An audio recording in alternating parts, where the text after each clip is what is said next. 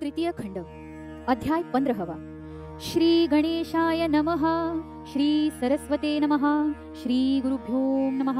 हे पांडुरंग पुरुषोत्तम, हे गोकुल के मेघश्याम, दशरथ हे सीताराम, आदिति के वामन, आपकी कृपा मुझ पर रहने दे निरंतर, यही मांगू बारंबार हे प्रभु आपके चरणों में।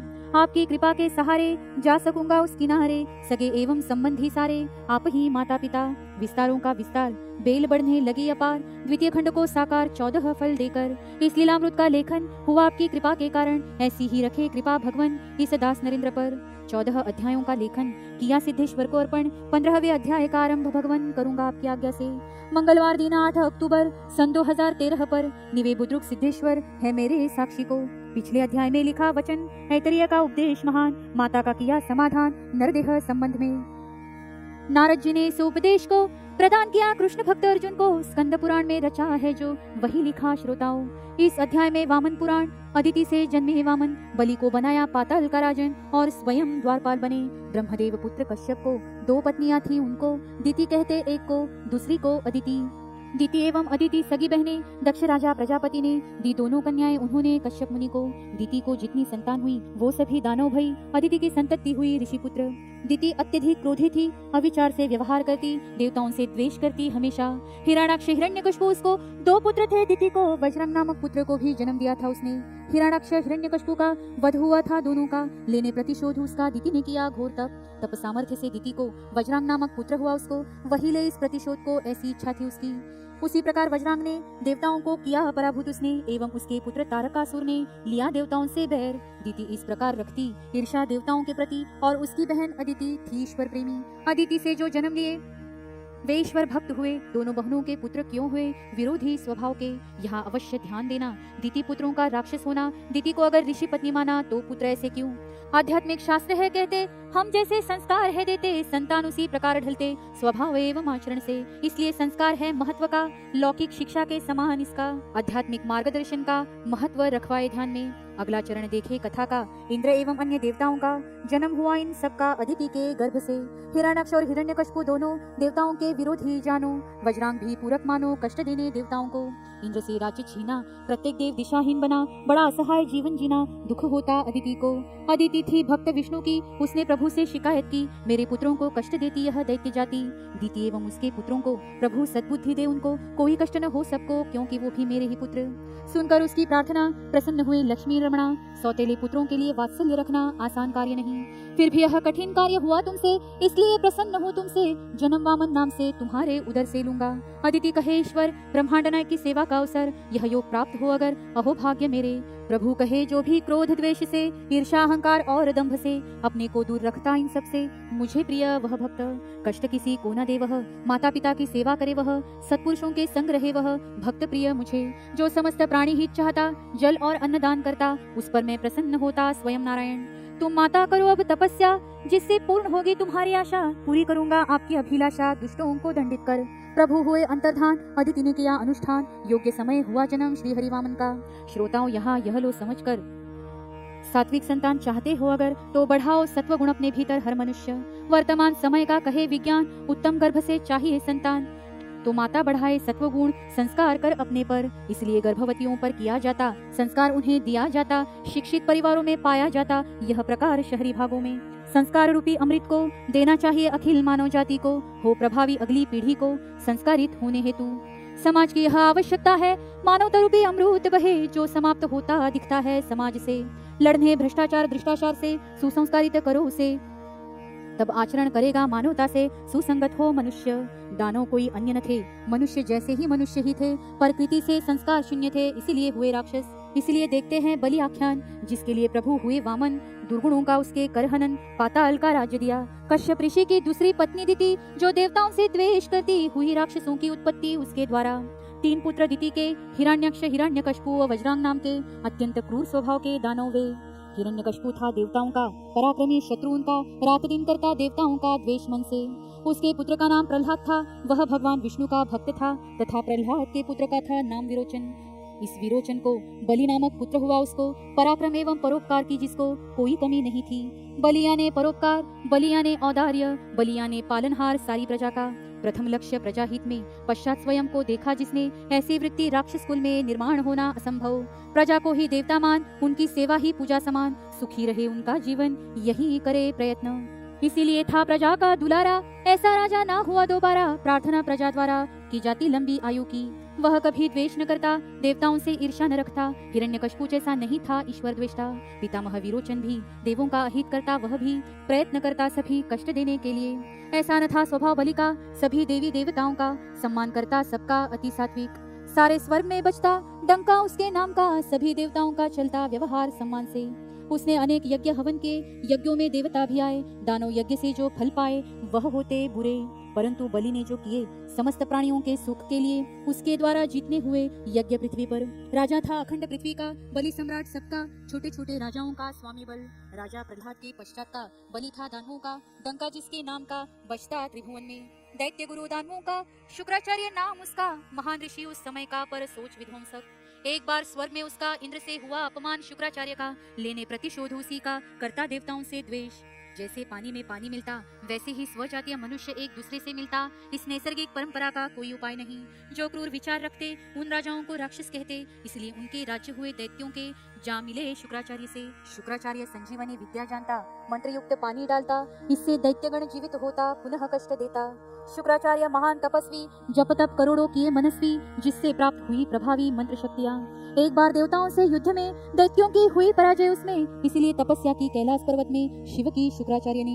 उनकी अनुपस्थिति में शुक्राचार्य की माता का अंत हुआ, उसमें देवताओं का था सहभाग इसमें। इसका क्रोध शुक्राचार्य को, वह क्रोधित इस कारण, इस सहित सभी देवतागण पराजित उसके कारण कब होंगे। कारण ढूंढता था पर न मिलता था, क्योंकि बलि राजा था देवता प्रेमी। बलि था राजा दैत्यों का, था वो सभी राक्षसों का, इसलिए आवश्यक था आदेश उसका देवताओं के विरुद्ध। शुक्राचार्य था सभी दैत्यों का गुरु, वह राक्षस कुल का, इसलिए बलि राजा का भी वह गुरु हुआ। बलि को सीधे कहना कि होगा तुम्हें देवों से युद्ध करना, यह इतना आसान था ना, जानते थे शुक्राचार्य। युक्ति लगाई शुक्राचार्य ने, कहा बलि पृथ्वी व्याप्त की तुमने, तुम्हारे अनेक पूर्वजों ने राज्य प्राप्त किया था स्वर्ग का।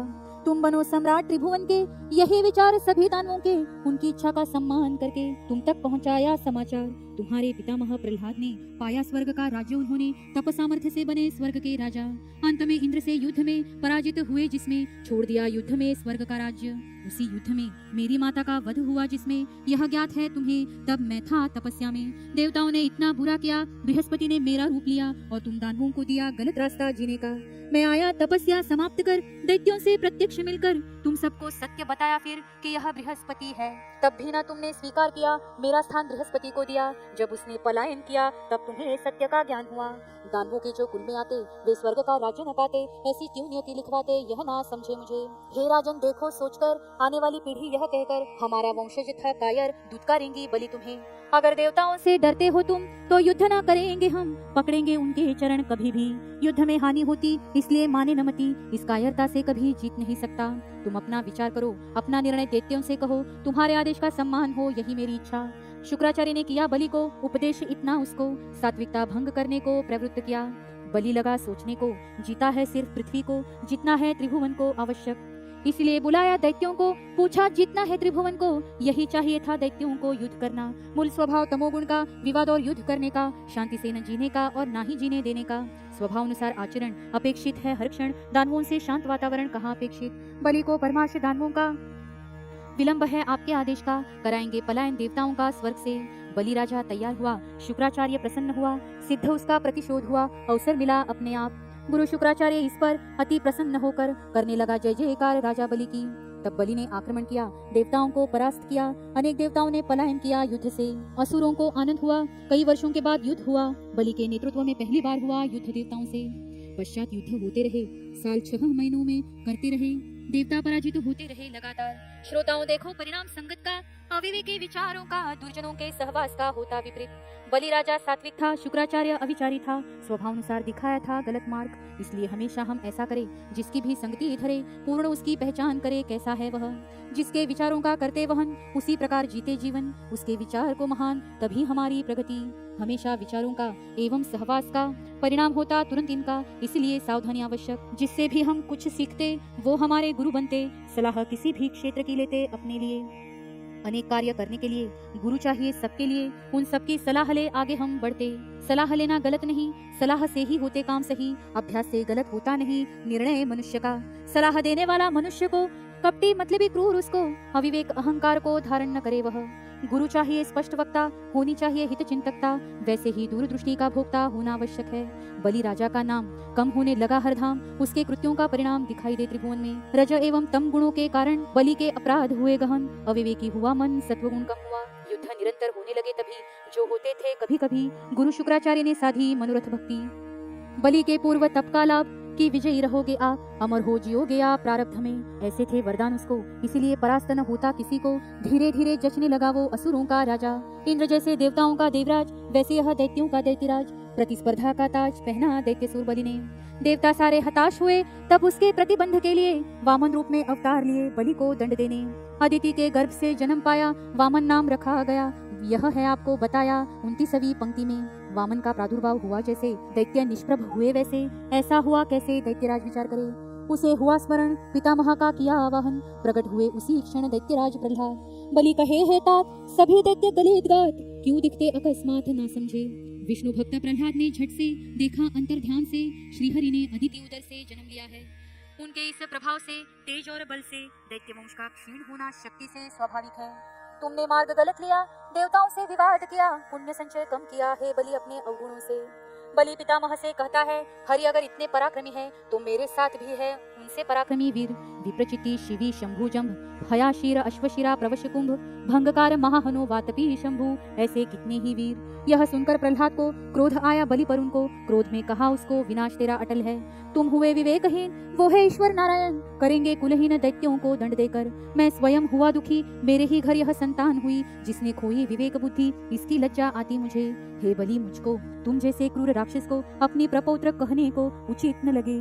विरोचन तुम्हारे गुरु स्थान पर अर्थात तुम्हारे पितृस्थान पर, विरोचन के पितृस्थान पर मैं हूँ तुम्हें। मेरे पितृस्थान पर है नारायण, तू बना उसकी निंदा का कारण, तुझे शाप इसी कारण देना अनिवार्य है। मैं शाप देता हूँ तुमको, जल्द ही तुम्हारे वैभव को जाना होगा नष्टता को, और भ्रष्ट होगे तुम।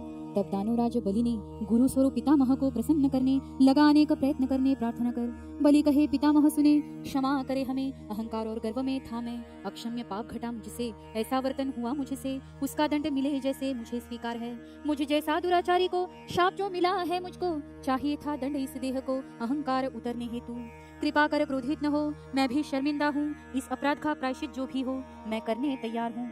प्रपौत्र के शब्द सुनकर प्रहलाद शांत होकर सोचे क्या कर सकता इस पर, शाप तो मैं दे चुका। मन शांति हेतु अश्वमेघ कर, प्रसन्न करो ईश्वर, स्वहित अपना साथ कर जियो हे बलि। ऐसी सलाह दी प्रहलाद ने। प्रहलाद गए विदा ले बलि से, यह वृत्तांत कहा शुक्राचार्य से। एक दिन राजा बलि ने शुक्राचार्य ने अंतर्धान से परखा, क्या सच में जन ने यह देखा, बलि का अगला भविष्य भी देखा। गुरु शुक्राचार्य ने अपना बचाव करने शुक्राचार्य लगे भूमिका बदलने। बलि राजा से कहने अश्वमेघ यज्ञ करेंगे, यहाँ फिर चाल चली उसने, कपटी व्यवहार किया शुक्राचार्य ने, बलि से झूठ लगा कहने धूर्तता से। शुक्राचार्य कहे बलि को, यज्ञ का मुख्य भाग मिलता देवताओं को, इस यज्ञ में इस प्रथा को आगे न बढ़ाओ। सूक्ष्म वस्तु भी न दो इन्हें भूलकर भी, वरना यज्ञ में घात मिलकर सभी करेंगे देवता। बलि क्रोध में कह गया, नहीं चाहिए आपकी ही सलाह, आज तक कोई रिक्त न गया याचक मेरे द्वार से। अब तक आपसे बहुत सुना, इसके आगे कुछ न कहना, याचक जो मांगे उसे देना, यही है अंतिम सत्य। अश्वमेघ यज्ञ की सारी तैयारी हुई उसकी, बलि राजा ने आरंभ की यज्ञशाला। यह देख इंद्र घबराया, तुरंत भगवान वामन शरण आया, साष्टांग प्रणाम कर उन्हें मनाया, प्रभु अब बचाइए। बस इस बलि ने किए सकल 99 यज्ञ सफल, यह भी हो जाए सफल तो मिल जाएगा स्वर्ग का राज्य। बलि उन्मत्त हुआ है और असुर भी है, अगर स्वर्ग उसे मिलता है तो देवता रहेंगे कहाँ। पुनः नहीं उसे मरण, पराजय नहीं किसी कारण, त्रिभुवन होगा परेशान इस दानों से। अब आप ही कुछ करिए, बलि को शांत करिए, प्रहलाद जैसे अमर कीजिए बलि को। इंद्र से कहे प्रभु वामन, चिंता का नहीं कारण, हम देंगे शरण राजा बलि को। गुरु बृहस्पति को बुलाकर श्री प्रभु वामन ने साथ लेकर कहा अश्वमेघ यज्ञ को जाकर बलि को उपकृत करेंगे। बृहस्पति, नारद ब्रह्म देवता, इंद्र अत्रि स्वयं वामन देवता, साथ चलते अन्य देवता बलि राजा के यज्ञ को। शुक्राचार्य थे स्थित, सभी दानव भी उपस्थित, देवी देवता यथोचित यज्ञ स्थल को। इतने में पहुंचे वामन, सबने उठकर किया नमन, बलि ने किया उनका पूजन अत्यंत आदर से। बलि कहे हे देवाधिदेव, क्या करूं मैं सेवा, मेरे मन का शुद्ध भाव आप समझ लीजिए। वामन कहे हे राजन सुनिए, त्रिपाद भूमि दीजिए, यह दान मुझे चाहिए आपसे। बलि कहे देवता से, कोई आपत्ति नहीं इससे, आप लीजिए मुझसे त्रिपाद भूमि। करने संकल्प दान का, प्रयत्न किया जल लेने कमंडल का, मुख बंद हुआ उसका शुक्राचार्य के कारण। शुक्राचार्य अति सूक्ष्म होकर कमंडल में बैठा जाकर उसकी आंख फोड़कर बलि ने निकाला बाहर। श्रोताओं उस वृत्ति को कहना, सत्कार्य में विघ्न डालना, ऐसे व्यक्तियों का मिलना लगा रहता कदम कदम पर। ऐसे लोगों से बचा करे जो दूसरों का भला न करे, स्वयं कदापि न करे, न करने दे दूसरों को। बलि ने संकल्प किया, वामन ने विराट रूप लिया, 2 पदों में पादाक्रांत किया, स्वर्ग एवं पृथ्वी। तीसरा कदम रखूं कहाँ पर, बलि कहे मेरे सिर पर, तब तुम्हें जाना होगा फिर पाताल में। बलि कहे मान्य मुझको, जाऊंगा मैं पाताल को, तब पृथ्वी से उसको जाना पड़ा राज्य छोड़कर। इंद्र का भय गया, वैसे ही पृथ्वी का राज्य गया, पाताल में स्थापित किया प्रभु ने राज्य बलि का। बलि ने किया निवेदन, हे वामन रूपी नारायण, रहे सदा आपके चरण मेरी भक्ति, मुझसे ना रखिए अंतर, रहे निकट निरंतर, नाम मेरा करे अमर हे जगदीश। प्रभु ने उसका भाव देखकर, निवेदन उसका मान्य कर, पाताल में उसका द्वारपाल बनकर पूरा किया अपना वचन। श्रोताओं देखिए कैसा है ईश्वर, देता सबका भाव देखकर, देवता हो या असुर भेद नहीं करता, सब पर प्रेम उसका, देता फल भाग्य का, कर्म जिसका जैसा उसका, देता वो उस प्रमाण में। इसलिए शत्रु मित्रों के घर जाते द्वारका के गिरधर, प्रेम करते सब पर वो भगवान श्री कृष्ण। ईश्वर सच्ची श्रद्धा चाहते, छोटे बड़े का भेद न करते, शबरी के झूठे बेर भी खाते और करते अजरामर से। भक्त का भाव है अगर, ईश्वर पानी भरे उसके घर, जैसे एकनाथ के घर श्रीखंड्या रूप में। चोखोबा की सहायता करने, मृत जानवर लगे खींचने, कबीर के गमछे बिनने, ईश्वर को लगे ना कमी। अनेक अनुभव है हमें हर दिन घटते हमारे जीवन में, इसके साक्षी है प्रत्यक्ष में आपका यह चरण रज। इसलिए कहते तुम सबको, हृदय में सजाओ ईश्वर को, जब तक अनुष्ठान की नहीं उसको कोई क्षुधा। उसका ध्यान करो श्रद्धा से, रात दिन सुमरो एकाग्रता से, बनेगा दास वह मनोभाव से श्री हरि। दास नरेंद्र द्वारा रची यह लीलामृत ग्रंथ, दिखाए सर्वदा सतपथ परम भक्तों को। इति पंचदशोध्याय समाप्त। जगत गुरु नरेंद्राचार्य महाराज की जय। सद्गुरु काड़ सिद्धेश्वर महाराज की जय। संत शिरोमणि गजानन महाराज की जय। आद्य जगत गुरु रामानंदाचार्य महाराज की जय। सियावर रामचंद्र की जय। परम पूज्य कानिफनाथ महाराज की जय।